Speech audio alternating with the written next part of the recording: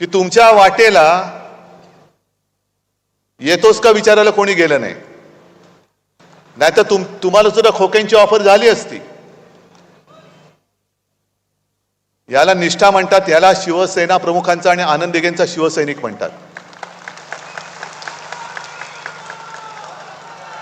आनंद दिघेंची तुलना कोणी करू नये. आनंद दिघेंचं एक वेगळंच रूप होतं, त्यांचं काम वेगळं होतं. नुसतं फोटो पुरते दिघे साहेब आणि हिंदू हृदय सम्राट करून चालत नाही. म्हणजे आज जे त्यांचं चाललेलं आहे, नुसतं फोटो लावतायत. बाळासाहेबांच्या नावाने आता मोदींना मतं मागावी लागतायत. हे गद्दार जे चालले होते मला सांगत होते की उद्धवजी आपण मोदींचे फोटो लावून निवडून आलो. हे तुमचे उपमुख्यमंत्री सुद्धा, काय त्यांचं नाव, टरबूज. मी अक्षय कुमारना जाहीर विनंती करतोय की अक्षयजी तुम्ही जरा पुन्हा एकदा 4 जूनच्या आधी मोदीजींची मुलाखत घ्या, कारण 4 जून नंतर पंतप्रधान ते नसणार आहेत.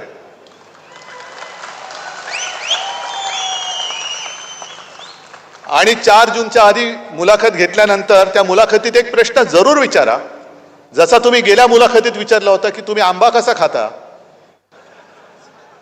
तसं त्यांना विचारायचं की तुम्ही टरबूज कसं खाता, कापून खाता की आणखीन कसा वेगळ्या प्रकारे खाता, जरा विचारा. कारण नंतर काय भाव नसणार आहे. आज तुम्ही माझ्या शेतकऱ्याच्या कांद्याला भाव देत नाहीत, मालाला भाव देत नाही, उद्या ही जनता तुम्हाला भाव देणार नाहीये, अजिबात देणार नाही. आणि आजच एक पत्रकाराने माझी मुलाखत घेतली. त्याने मला विचारलं काय होणार, किती जागा जिंकाल तुम्ही महाराष्ट्रात. म्हटलं 48च्या 48. आम्ही जुगारासारखे मटक्याचे आकडे नाही लावत किती येतील आणि कोणते ते, आमच्या सगळ्याच्या सगळ्या येणार. त्याला असं कसं, म्हटलं आत्मविश्वास पाहिजे. जेव्हा एखादं युद्ध होतं त्या युद्धामध्ये तलवार हातामध्ये पाहिजे, मनगट घट्ट पाहिजेच, पण मनगटात तलवार येण्याच्या आधी मन घट्ट असायला पाहिजे. माझं मन घट्ट आहे म्हणून मी यांना गाडायला उभा आहे. मन पाहिजे घट्ट, नाहीतर उपयोग काय. तलवार दिले पण फिरवू का. आणि हे जे फेकट जनता पक्ष मी म्हणतो ते यांनाच म्हणतो. जितेंद्र, आता तुम्ही ती नोटीस फाडली, 4 तारखेनंतर बघा आपण यांनाच फाडून टाकू. आज मी ठाण्यामध्ये आलेलो आहे. हे ठाणं शिवसेनेचं आहे, माझ्या शिवसेनेचं हे ठाणं आहे. आणि असं काही नाही की मी आजच ठाण्यात आलोय. अगदी पहिली महापालिका, पहिली पालिका ही सुद्धा जेव्हा ठाणेकरांनी, म्हणजे मी ठाणेकरांचा ऋणी आहे आणि शिवसेना प्रमुखांनी सुद्धा तुम्हाला साष्टांग दंडवत घातला होता तेव्हा. कारण 67-68 साल असेल. पहिल्या प्रथम विजयाचं माप कोणी जर का शिवसेनेच्या पदरात टाकलं असेल ते माझ्या ठाणेकरांनी टाकलेलं आहे. आणि मला आठवत आहे की 2012च्या महापालिका निवडणुका फेब्रुवारीमध्ये झाल्या. शिवसेना प्रमुखांची तब्येत एकदम काही ठणठणीत नव्हती, पण मला त्यांनी सांगितलं की उद्धव मला 2 सभा घ्यायच्याच आहेत. म्हटलं कुठे घ्यायच्या. एक शिवाजी पार्कवर तर घ्यायचीच आहे मला, आणि दुसरी म्हणाले माझ्या ठाण्यात मला घ्यायची, मला ठाणेकरांना भेटायचंय. हे एवढं इतक्या वर्षाचं नातं. आणि पहिल्या निवडणुकीमध्ये मला आठवत आहे ठाणं तेव्हाचं वेगळं होतं. अगदी तेव्हा आपले पहिले नगराध्यक्ष ठाणेकरांनी निवडून दिले होते. मग सतीश प्रधान, मोदा जोशी, प्रकाश परांजपे सगळी मालिका आपल्याकडे. आणि मी माझ्या बरोबर ठाणे आज शहर झाले, पण प्रचाराला बैलगाडीतून सुद्धा फिरलेलो आहे. तेव्हा यांना दाढी सुद्धा फुटली नसेल. अक्कलदाढ तर नव्हतीच तेव्हाही नाही आणि आत्ताही नाहीये. पण काय शेफारले. मला दुःख काय गोष्टीचं होतं की तुम्हाला मी काय दिलं नव्हतं. सगळं जे देता येणं शक्य होतं ते सगळं त्याने दिलं होतं.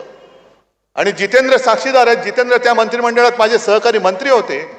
जितेंद्र तुम्ही एकदा सांगा की त्यांचं काय कौतुक आपण करत होतो. सगळं दिलं होतं. एक तरी मुख्यमंत्री असा दाखवा की ज्याने नगर विकास खातं त्या कोणाला दुसऱ्याला दिलं होतं. मी दिलं होतं. नगर विकास खातं दिलं होतं. त्याच्या आधी MSRDCचं सगळं दिलं होतं. एवढे शेवटी त्यांची भूक वाढली, भस्म्यारोग झाला की त्यांना जे दिलं ते सुद्धा कमी पडायला लागलं. आणि मग जेव्हा माझं ऑपरेशन झालं होतं, खरं मी शिवसैनिकांवरती विसंबून आज सुद्धा तुमच्याच जोरावरती मी लढतोय, तुमचाच जोरावरती. म्हणजे सगळ्यांना जो प्रश्न पडलेला आहे की अरे याचा पक्ष चोरला, आम्ही चिन्ह काढून घेतलं तरी हा उद्धव ठाकरे उभा कसा काय? कारण ते माझं ही ताकद कागदावरती आहे, खरी ताकद माझी समोर आहे. आणि जेव्हा शिवसेना सांभाळायला पाहिजे होती तेव्हा तुम्ही शिवसेना विकलीत, गद्दारी केलीत. नरेंद्र मोदी आणि अमित शहा, नरेंद्र मोदींचं काय झालं मला कळत नाहीये. कधी असं कधी तसं, कधी तसं कधी असं. आजच मला पत्रकारांनी दुसरा प्रश्न विचारला, TV9नीच ती एक त्यांची क्लिप दाखवली की उद्धव ठाकरे हे बाळासाहेबांचे वारसदार आहेत का? ते म्हणाले हो, त्यांचे ते पुत्र आहेत. मग नंतर म्हणतात नकली संतान, परत म्हणतात नकली सेना. मी कालही बोललो, परवाही बोललो, आजही बोलणार, उद्याही बोलणार. जो कोणी माझ्या शिवसेनेला नकली म्हणेल तो माणूस कोणी असला तरी तो बेअकली आहे. तो बेअकलीच माणूस म्हणायला पाहिजे. कारण स्वतः शिवसेना प्रमुखांनी या माझ्या सोन्यासारख्या शिवसेनेची जबाबदारी स्वतःहून माझ्याकडे दिली. मोदीजी, तुमच्या परमिशनची गरज नव्हती आणि नाही, आवश्यकताच नाहीये. पण आज तुमचे जे काही चालले, बाळासाहेबांचे माझ्यावरती खूप उपकार आहेत, ते उपकार तुम्ही असे फेडता. तुमची ज्या वेळेला राजकीय क्षितिजावरती हिंदुस्थानच्या ओळख सुद्धा झालेली नव्हती, तेव्हा फक्त एकट्या आणि एकट्या हिंदू हृदय सम्राटांनी तुमची पाठराखण केली होती. ते विसरला तुम्ही? नाही, तो त्यांचा खासगी प्रश्न आहे. पण आज भाजपची जी हालत झाली, मला इकडे सुद्धा काही भारतीय जनता पक्षाचे, अस्सल भारतीय जनता पक्षाचे कार्यकर्ते आले असतील किंवा चॅनलच्या माध्यमातून बघत असतील, त्यांना मला विचारायचे, तुम्हाला तरी हे मान्य आहे काय? RSSचे जे कार्यकर्ते आहेत त्यांना सुद्धा मला विचारायचे. कारण RSS एका वेगळ्या विचारधारेतनं निर्माण झालेले आहे. ते विचार तुम्हाला कोणाला आम्हाला पटोत न पटोत, पण स्वतः अविवाहित राहून वेळ प्रसंगी कुटुंबाकडे दुर्लक्ष करून, म्हणजे त्रिपुरामध्ये जे भाजपा जिंकला होता तेव्हा एक ते नाव समोर आलं होतं. त्यांना मी घरी बोलवून विचारलं की तुम्ही काय केलं? मला म्हणाले काय सांगायचं उद्धवजी, माझ्यावरती जबाबदारी दिली आणि आम्ही त्रिपुरामध्ये गेलो तेव्हा आम्ही भाजपवाले म्हटल्यानंतर लोक कुत्र्याच्या मागे लागावे तसे आमच्या मागे लागायचे, पळवून लावायचे. तरी देखील आम्ही पाय रोवून उभा राहिलो आणि आम्ही जिंकलो. मग त्या सगळ्यांना मला विचारायचंय की याजसाठी केला होता का अट्टहास? की आज तुम्ही जे निष्ठावंत भाजपा आहे कुठे? मोदीजी, तुम्ही नकली सेना म्हणताय पण तुमचा भाजपा त्याच्यामध्ये नकली झालाय. सगळे आयात भाडोत्री सगळे तुम्ही, आमची मुलं तुम्ही घेतलेली आहात. मध्ये ते जे काय बोलले होते की काँग्रेस सत्तेवर आली तर ज्याची मुलं जास्त आहेत त्याला तुमची संपत्ती वाटून टाकतील. अहो, तुम्हाला राजकारणामध्ये पोरं होत नाही, त्याच्यात आम्ही काय करू? आमचा काय दोष येतो? मग तुम्ही गद्दारी करून दुसऱ्याची पोरं घेता. बरं, तुमच्याकडे पोरं नाही आहेत म्हणून आमचे गद्दार घेतले, तुमच्याकडे नेते नाहीत म्हणून ते घेतले, उमेदवार सुद्धा तुमच्याकडे नाहीये. काय झालं असतं, इकडनं एखादा चांगला भाजपचा कार्यकर्ता दिला असता तर लढाईला मजा तरी आली असती. द्यायचा होता भाजपचा कार्यकर्ता, का भाजपकडे कार्यकर्ते नाहीयेत? पण तुम्ही एवढ्या खस्ता खाल्ल्या, एवढी मेहनत केली आणि गद्दारांच्या सतरंजा उचलायला तुम्हाला तुमचं नेतृत्व लावतंय, ह्याच्यात तुमचं आयुष्य घालवतंय फुकट. मग जसं मोदी मला डोळा मारतायत तसं मी त्यांना सांगतोय की तुम्ही जे पक्ष तुमचा विकणार आहेत त्यांच्या नादी लागू नका. या हिंदुत्वाचा विचार आहे ना, या माझ्यासोबत या भाजपवाले जे अस्सल भाजपवाले आहेत, अस्सल जे संघाचे कार्यकर्ते आहेत, नेऊ आपण आपला हिंदुत्वाचा झेंडा पुढे. आणि हिंदुत्व भाजपच्या हिंदुत्वासारखं नाहीये. भाजपचं जे हिंदुत्व आहे ते घर पेटवणारं हिंदुत्व आहे आणि आपलं शिवसेनेचं हिंदुत्व हे घरातली चूल पेटवणारं हिंदुत्व आहे. हा फरक आहे, हा फरक आहे मोठा. हे घेऊन जाऊ, कागद उडतील उगाच. हा मोठा फरक आहे. म्हणजे झालंय असं की आजपर्यंत गेल्या 2 निवडणुकांमध्ये असं कधी झालं नव्हतं. मोदी बोलायचा आणि देश हालायचा. आता मोदी एकटेच हालताय, देश हालतच नाहीये. सगळीकडे फिरतायत, वणवण वणवण वणवण करतायत. हे असं का झालं? पहिल्यांदा त्यांनी नारा काय दिला, अबकी बार 400 पार. तुम्ही काय बोललात? अबकी बार तडीपार. मग त्याच्यानंतर मध्येच त्यांनी काय काढलं? घराणेशाही. मी उभा राहिलो, मी आहे घराणेशाहीचा पाईक. आता त्या घरामध्ये माझा जन्म झाला. मोदीजी तुमच्या पोटात का दुखतं? मला माझ्या आई वडिलांचा अभिमान आहे आणि मी तयार आहे. माझ्या आधीच्या 7 पिढ्यांचा इतिहास मोदीजी मी सगळ्यांसमोर सांगायला तयार आहे. तुम्ही तुमच्या 7 पिढ्यांचा इतिहास सगळ्यांसमोर सांगा. पण एका बाजूला तुम्ही घराणेशाहीचा उद्धार करता. मगाशी डोंबिवलीला गेलो होतो, तिकडे घराणेशाहीमध्ये त्या गद्दाराच्या पोराला कसं काय उमेदवारी दिली तुम्ही? घराणेशाहीचा तुम्हाला जर का एवढा तिटकारा आहे तर गद्दारांची घराणेशाही चालते. मग गद्दारांची घराणेशाही चालत असेल तर शिवसेना प्रमुखांची तर सोडूनच द्या. ज्या व्यक्तींनी महाराष्ट्रामध्ये भारतीय जनता पक्ष वाढवण्यासाठी खस्ता खाल्ल्या त्या प्रमोद महाजनच्या मुलीला पूनमला तुम्ही मुंबईमध्ये उमेदवारी का नाही दिली? काय गरज होती? का कापलं तिची उमेदवारी? काय तिची चूक काय आहे? तिच्यात कमी काय आहे? हे मोदीजी सांगा ना. तुम्ही उद्या येता ना मुंबईत, सांगा. मी तुम्हाला जाहीर आव्हान देतोय की तुम्ही आमच्या प्रमोदजींच्या मुलीची उमेदवारी का कापलीत? काय कारण आहे? हे तुम्ही म्हणाल त्या दिशेने आम्ही जायचं. आणि आता त्यांनी ते घराणेशाहीचं झालं, मग परत सुरू झालं हिंदू मुस्लिम हिंदू मुस्लिम हिंदू मुस्लिम हिंदू मुस्लिम. तुम्ही एक काहीतरी दिशा तर ठरवा. कालपर्यंत तुम्ही मुसलमानांना शिव्या घालत होतात. अचानक तुम्हाला साक्षात्कार झाला की मी लहान असताना मुस्लिम कुटुंबासोबत वाढलेलो आहे. आहेत का कोणी मुस्लिम इकडे आलेत? आहेत ना. मी म्हणे ते ताजियाच्या मिरवणुकीत खालून गेलेलो आहे. ईदला आमच्याकडे स्वयंपाक व्हायचा नाही, आमच्याकडे मुस्लिम कुटुंबियांकडनं जेवण यायचं. मग मोदीजी ते जे काही जेवण यायचं त्याच्यामध्ये तुम्ही आज ज्याच्यावरती बंदी घातली ते पण होतं का? ते पण तुम्ही खाल्लेत का? कारण अमित शहा आज बोललेत कुठेतरी की मोदीजींना म्हणजे संपूर्ण देशाचे प्रश्न एका बाजूला, मोदींना तिसऱ्या वेळेला का पंतप्रधान करायचं?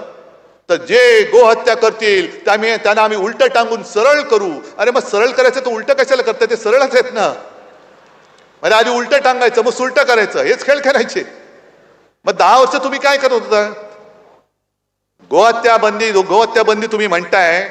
आता तिसऱ्या वेळेला मोदींना फक्त जो गोहत्या बंदी करेल त्याला आम्ही उलटा टांगून सुलटा करू, एवढ्यासाठी देशाच्या पंतप्रधानाचं काम नाहीये. तुम्ही गोमाता माना जरूर माना, पण त्याच्या आधी माझ्या मातेच्या रक्षणाचं काय ते तुम्ही मला पहिलं सांगा. आणि तुम्ही आम्हाला सावरकरांवरनं जे प्रश्न विचारता, जा वाचा सावरकरांचे चरित्र वाचा. आणि सावरकरांनी गायीबद्दल काय लिहिलेलं आहे हे विचार तुम्हाला मान्य आहेत का? हे मोदीजी तुम्ही उद्या सांगाच. काय लिहिलंय सावरकरांनी गायीबद्दल? तुम्ही गायीबद्दल का बोलता? महागाईवरती का नाही बोलत? महागाईने सगळे त्रस्त आहेत, जनता आक्रोश करते. पण त्याच्याबद्दल 25 सभा मोदींनी महाराष्ट्रामध्ये घेतल्या, पण या 25 सभेमध्ये मोदींनी महागाईचा म तरी बोलले नाही? बोलले. मग भीती कसली दाखवतायत? मुसलमान काय करतील? मुसलमान आलेत ना आमच्यासोबत, आलेत आमच्यासोबत. पण आता भाजपचं कसं झालेलं आहे की एखादं मूल जर रडायला लागलं तर त्याला भूक लागलेली असते म्हणून रडते. नाही, भूकेला अन्न नाही द्यायचं, त्याला भूताची भीती दाखवून झोपवायचं. आता मूल रडते, त्याच्या पोटामध्ये अन्नाचा कण नाही. 10 वर्ष तुम्ही तुमचे सगळे बँक अकाउंट सगळे फुगले, पण त्याच्या पोटामध्ये अन्नाचे 2 घास गेलेले नाहीयेत. तो भुकेने कळवळतोय, भुकेने रडतोय. बघ भूत येईल. हे काय, कोणता हा देश आहे? कोणत्या देशात आपण राहतोय? साधी गोष्ट आहे.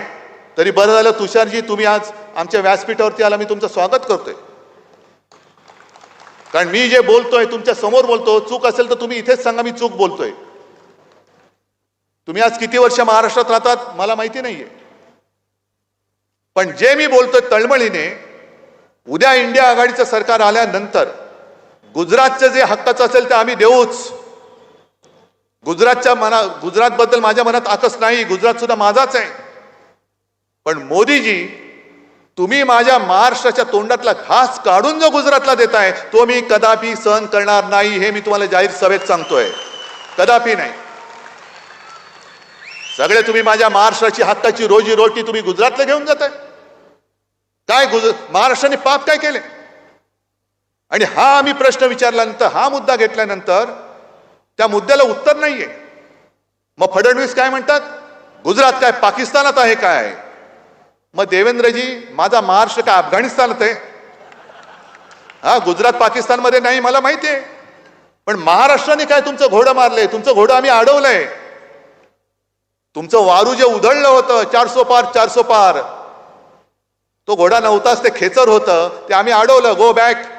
जा, महाराष्ट्रातनं जसे उद्योगधंदे नेले ना, हे खेचर सुद्धा घेऊन जा. आमची नेलेच आहेत ना 40 जण, ते सुद्धा घेऊन जा सुरतेला, हे सुद्धा घेऊन जा, जा घेऊन. सगळं गुजरातला गुजरातला गुजरातला. आणि गुजरात आणि संपूर्ण देशामध्ये मोदीजी तुम्ही भिंत उभी करताय. ही भिंत हे पंतप्रधानाचं काम नाहीये, तुम्ही देशाचे पंतप्रधान आहात. आज शरम एका गोष्टीची वाटते की काल माझी सुद्धा सभा नाशिकला होती, दुसऱ्या बाजूला मोदींची सभा होती नाशिक जिल्ह्यात, आणि त्या जिल्ह्यामध्ये कांद्याचा प्रश्न बिकट आहे. गुजरातची कांदा निर्यात बंदी उठवून टाकली, पण महाराष्ट्राची कांदा निर्यात बंदी अजूनही तशीच आहे. थोडीफार इकडे तिकडे करतात, त्याच्यावरती टॅक्स लावतात. महाराष्ट्राचा कांदा उत्पादक तुमचा काय शत्रू आहे? पण त्या सभेत हे असंच काहीतरी हिंदू मुसलमान बोलायला लागल्यानंतर समोरनं शेतकऱ्यांनी घोषणा दिल्या, कांद्यावरती बोला. त्याला पकडून पोलिसांनी बाहेर नेलाच. पण मोदीजीने काय केलं, घोषणा द्यायला लागले, भारत माता की जय, भारत माता की जय. मग मला मोदीजींना विचारायचंय, मोदीजी तुमची भारत माता नेमकी आहे कुठे? तुमची भारत माता आहे कुठे? ही माझी भारत माता माझ्या समोर बसलेली, ही माझी भारत माता आहे. भारत माता म्हणजे आहे तरी काय? हे इकडे चित्र आहे, ते भारत मातेचं चित्र आहे. काय भारत माता फक्त चित्रामध्ये? माझी भारत माता समोर जिवंत तुमच्याकडनं अपेक्षा करते, आक्रोश करते. शेतकरी आक्रोश करतायत, महिला आक्रोश करतायत. गुजरात जर का पाकिस्तानमध्ये नसेल तर काय मणिपूर पाकिस्तानमध्ये? मग तिथे ज्या काय महिलांच्या धिंडा काढल्या गेल्या ती भारत माता नाहीये. नुसतं आपलं काहीतरी राष्ट्रीयत्वाचं प्रेम आणायचं. अहो मोदीजी, तुमचे सगळे जण हे स्वातंत्र्य लढत होते कुठे? आणि भारत मातेचं प्रेम तुम्ही आम्हाला शिकवता. आम्ही जनतेमध्ये जेव्हा जातो, एकतर हे जेव्हा फिरतात संपूर्ण लवाजमा असतो यांच्याबरोबर. आपले शिवसेना प्रमुख जे बोलायचे की निवडणूक आल्यानंतर कोणी पंतप्रधान असता कामा त्यांनी राजीनामा दिला पाहिजे आणि देशात राष्ट्रपती राजवट लागली पाहिजे. कारण तुम्ही पंतप्रधान म्हणून फिरणार, तुम्ही देशाचे पंतप्रधान तुमच्या पक्षाचा प्रचार करणार.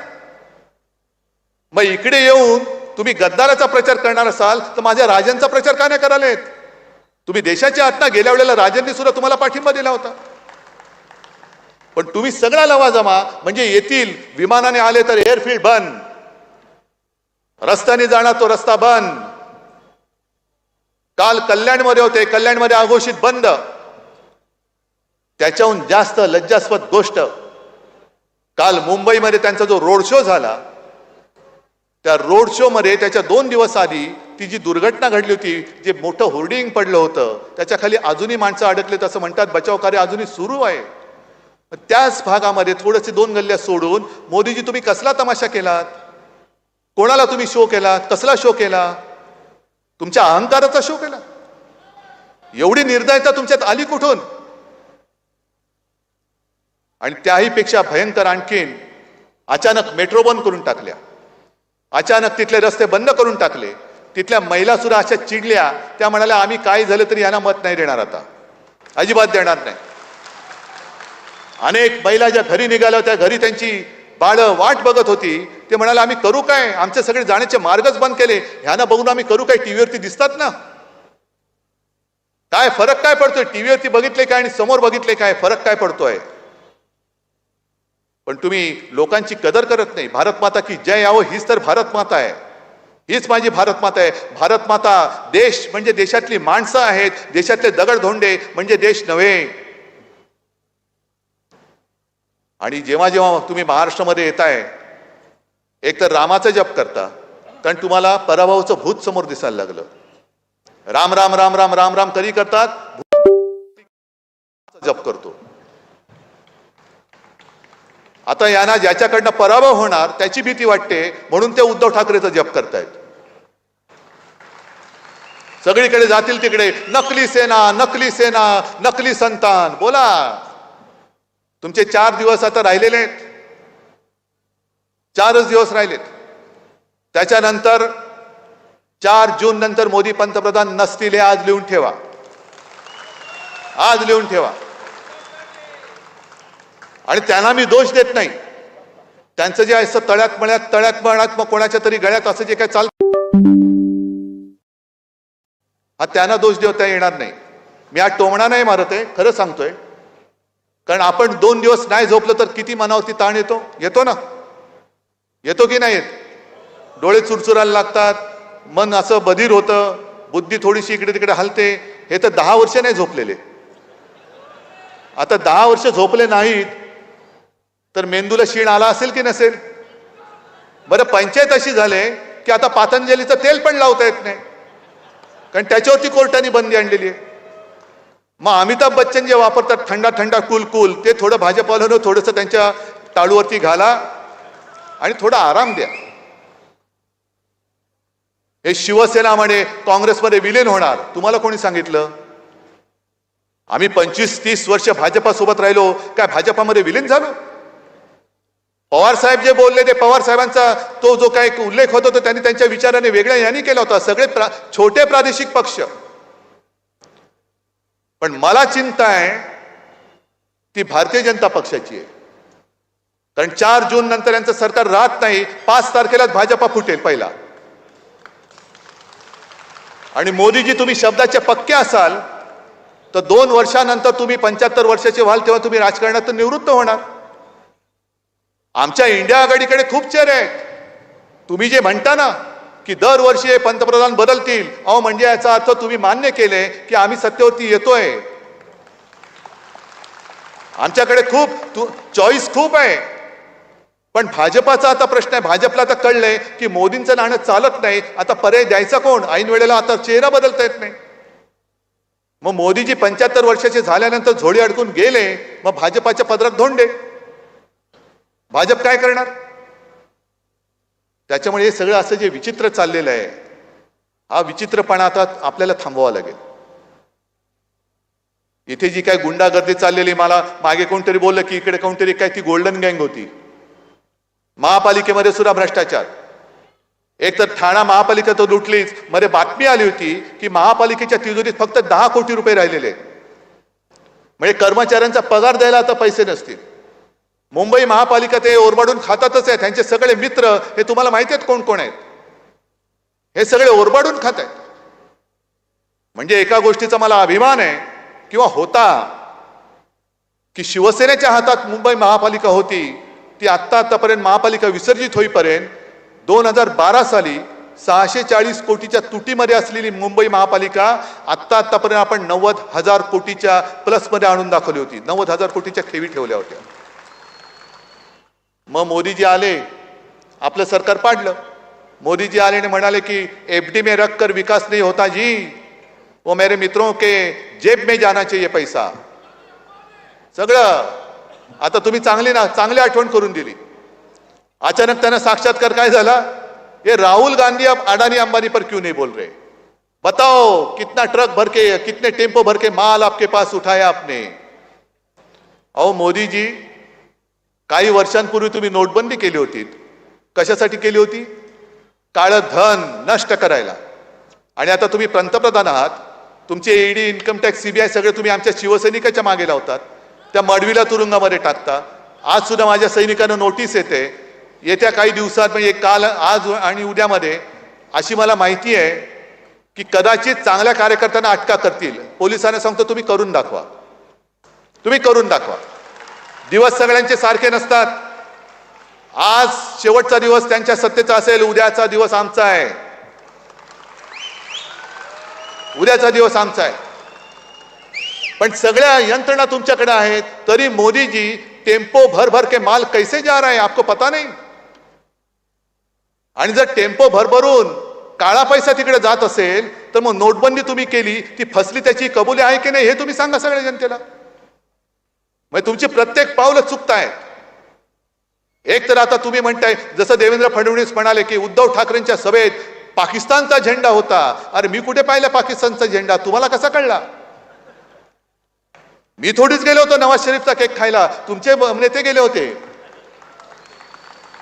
आता त्यांनी तिकडनं पाकिस्तानचा झेंडा आणला म्हणून देवेंद्र तुम्हाला माहिती असेल, मला माहित नाही पाकिस्तानचा झेंडा कसा दिसतो. पण तुम्ही आता हे सगळं विचित्र पद्धतीने नेऊ इच्छिताय. प्रश्न तसेच राहिलेले आहेत. आज सुद्धा सोशल मीडियावरती मोदीजींच्या जुन्या क्लिप्स आहेत ना, उपलब्ध आहेत की मतदानाच्या दिवशी मतदान करायला निघताना गॅस सिलेंडरला नमस्कार करून निघा. कारण तेव्हा गॅस सिलेंडरचा भाव होता 400, म्हणून त्यांना आता पाहिजे तो 400 गॅस सिलेंडरचा. आता किती झाला, 1000च्या वर.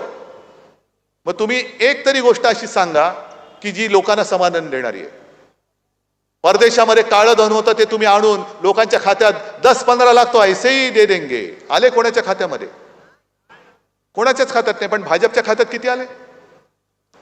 जे काँग्रेसने 70 वर्षात नाही केलं ते आम्ही करून दाखवलं. बरोबर आहे, मोदीजी बरोबर बोलताय. कारण 70 वर्षात काँग्रेसला जमलं नव्हतं ते तुम्ही 2-2.5 वर्षामध्ये निवडणूक रोख्यांच्या माध्यमातून करून दाखवलं. काँग्रेसच्या खात्यामध्ये 500-600 कोटी आणि तुमच्या खात्यात 10,000 कोटी. कोणी लुटला देशाला? कोणी लुटला? आज सुद्धा राजनजी तुम्ही बसला तिकडे आहे, म्हणजे राजन आपले विचार वेगळे, आपले राजन राजे, तुम्ही कामगारांचे प्रश्न हाताळता. मला सांगा हो, प्रत्येक वेळेला हे कंत्राटीचं घोडे केव्हापासून सुरू झालं? युनियनच करायच्या नाहीत, कंत्राटी पद्धत. अग्निवीरची योजना सुद्धा 4 वर्षासाठी. म्हणजे कंत्राटीचा अर्थ असा की तुम्ही किती चांगलं काम करा पण तुमच्या मालकाच्या मर्जीवरती तुमचं काम उद्याचं अवलंबून असेल. काय करायचं तरुणांनी? कसं भविष्य घडणार? आज मोदी आणि अमित शहा तिसऱ्या वेळेला एक्सटेन्शन मागतायत. 5 वर्षाचं तुम्हाला कॉन्ट्रॅक्ट दिलं होतं देश चालवायचं, आणखीन दयाबुद्धी म्हणून 10 वर्ष केलं, नाही चालू शकला देश. आता पुढची 5 वर्ष का मागताय? कंत्राटी पद्धतीने तुम्हाला दिलं होतं. या 4 तारखेला आम्ही हे कंत्राट रद्द करत आहोत. आम्ही हे कंत्राट रद्द करतोय. सगळे जे काही कामगार कायदे तुम्ही आणू इच्छित होतात आणि काही आणले, हे सगळे उद्योगपतींना धार्जिणे कायदे. कामगारांचं हित काय? मला त्याही वेळेला हे सांगायचे की उद्धवजी, आपल्या देशामध्ये फक्त 7% कामगार हा ऑर्गनाइज्ड आहे, बरोबर ना? 7%. मग या 60%चं प्रतिनिधित्व कोण करतं? म्हणजे 93% कामगार हा असंघटित आहे. मग आपल्या देशाचा औद्योगिक चेहरा हा माझा शेतमजूर का नाही होत? का होतात अंबानी आणि अदानी, हे टाटा बिर्ला हे का होतात? हे 7% वाले. आणि मग साधा शेतकरी आला तर तुम्ही त्याला दिल्लीमध्ये प्रवेश बंद करता. हमी भाव देणार तुम्हीच बोलला होतात, आणि तो हमी भाव कधी देणार अजून मिळत का नाही हे विचारायला जेव्हा माझा शेतकरी उत्तरेतला हा दिल्लीकडे निघाला स्वतःच्या राजधानीमध्ये, तेव्हा जणू काही चीन येतोय अशा पद्धतीने त्याच्या मार्गामध्ये कुंपणे टाकली गेली, काटेरी तारा टाकल्या गेल्या, खिळे टाकले गेले. कमी पडते की काय म्हणून वरनं ड्रोनवरनं अश्रुधुराचे गोळे त्याच्यावर मारले. आणि ते जे पोलीस उभे केले होते, सैनिक उभे केले होते, ही सुद्धा शेतकऱ्यांचीच मुलं होती. त्या मुलाला त्याच्या बापावरती बंदूक रोखून तुम्ही उभं केलं होतं. हे काय आम्ही नुसतं उघड्या डोळ्याने बघत बसायचं? शेतकऱ्याला तुम्ही येऊ देत नाही, पण अदानी आल्यावरती ताडकन उठून उभे राहता. मग कसला तुमचा कामगार आणि कसलं तुमचं सगळं काय? हे सगळे तुमचे जे काही खोटी अश्रू आहेत हे आता पुरे झाले. परवा त्यांनी अर्ज भरताना जे सांगितलं की 2014 में मैं यहाँ आया तो मुझे ऐसे लगा कि गंगा माँ ने मुझे बुलाया है. अब 2024 में मैं त्यांना गदगदून आलं, ऐसा लग रहा है कि गंगा माँ ने मुझे गोद ले लिया है. अच्छी बात है, आप नर्मदा माँ को भूल गए, अभी गंगा माँ को अपना लिया आपने. पर बीच में मोदी जी कोरोना के समय में गंगा में जो लाशें बह रही थी तब गंगा के आंसू पूछने के लिए आप क्यों नहीं गए थे? तुम्ही आमच्यावरती जेव्हा टीका करता, कोरोनामध्ये भ्रष्टाचार केला, खिचडीचा घोटाळा, अहो, ज्या प्रज्वल रेवण्णा बलात्काराच्या प्रचारासाठी मोदीजी तुम्ही कर्नाटकात गेला होता, त्या कर्नाटकामधलाच तो यत्नाल म्हणून आहे, बसवगौडा यत्नाल यांचा आमदार. त्यांनी जाहीर आव्हान दिलं होतं भाजपला की मला नोटीस पाठवाच, मी भारतीय जनता पक्षाचा 40,000 कोटीचा कोरोना काळातला घोटाळा बाहेर काढल्याशिवाय राहणार नाही. काय केलं तुम्ही त्या बसवगौडाचं, काही यत्नाळचं? तो म्हणाला की सरकार आमचं होतं, पण घोटाळा घोटाळाच आहे. कोरोनासाठी जे हॉस्पिटलमध्ये ऍडमिट झाले होते त्यांना लाखो रुपयाची बिलं दिली गेली आणि ह्या 40,000 कोटीपेक्षा जास्त घोटाळा हा भाजपच्या सरकारने कर्नाटकात केला. मग तुम्ही आमच्यावरती बोटं दाखवता, खिचडी खाल्ली, खिचडी खाल्ली. माझ्या महाराष्ट्रामध्ये सर्वांच्या सहकार्याने एकाही मृतदेहाची विटंबना आम्ही होऊ दिली नव्हती, हे मोदीजी लक्षात घ्या. तो राज कपूरचा पिक्चर होता ना, राम तेरी गंगा मैली, ते तुम्ही केलीत. गंगा मैली मोदीजी आपने की है. तुम्ही गंगेचा अपमान तुम्ही केलेला आहात, त्या मृतदेहाची विटंबना तुम्ही केलेली आहे. आणि लोकांना कशाला मग तुमच्या अर्ज भरताना गंगा जमुना या डोळ्यातनं काय येत आहेत? ही सगळी थापेबाजी आहे, हे सगळे जुमलेबाजी आहे. आणि म्हणून तुम्हाला सांगतो की आता देशाला एका व्यक्तीच्या हातामध्ये सरकार देणं आपल्याला परवडणार नाही. अहो, तुम्ही आम्हाला घराणेशाहीवरनं बोलता. आज बरं झालं सुप्रिया तू पण इकडे आहेस. मला सांगतात मला आदित्यला मुख्यमंत्री करायचंय, पवार साहेबांना सुप्रियाला मुख्यमंत्री करायचंय. अरे मुलांना आमच्या करायचं की नाही आमची माणसं ठरवतील ना. पण निदान आम्ही आमच्या जर लढत असलो तर निदान आम्ही आमच्या मुलांसाठी लढतोय. मोदीजी तुम्ही किती वेळा बोहल्यावरती चढताय? 14 वेळा मुंडावळ्या, 19ला मुंडावळ्या, पुन्हा एकदा मुंडावळ्या, 29ला सुद्धा गुडघ्याला बाशिंग बांधून तयारच आहेत.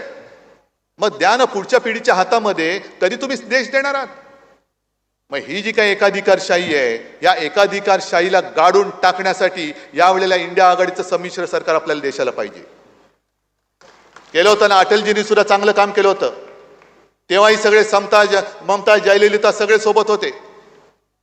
आता सुद्धा सगळे आम्ही एकत्र आलेलो आहोत आणि उत्तम काम नरसिंहरावांनी पण केलं होतं, मनमोहनजींनी पण केलेलं, अटलजींनी पण केलेलं. ही सगळी सरकारं संमिश्र सरकार होती. पण जेव्हापासून हुकुमशाही सारखी वाटचाल तुमची सुरू झाली तेव्हा आता आम्हाला डोळे उघडून तुम्हाला हटवण्याखेरीज दुसरा पर्याय राहणार नाहीये. आणि म्हणून शेवटी एकच विनंती आहे, जी आता लढाई होणार आहे ते गद्दार आणि निष्ठावंतामध्ये होणार आहे. शिवसेना ही आपलीच आहे, राजन पण आपलाच आहे, फक्त निशाणी बदललेली आहे. निशाणी काय आहे? ठाणेकर मशाल हातात घेऊन गद्दारी जाळणार आहेत, गद्दारीची पाळं मुळं इकडनं उकरून टाकणार आहेत. मग फक्त हात वर करून एकदाच फक्त आपला जय भवानी जय शिवाजी बोला. जय भवानी जय शिवाजी, जय हिंद.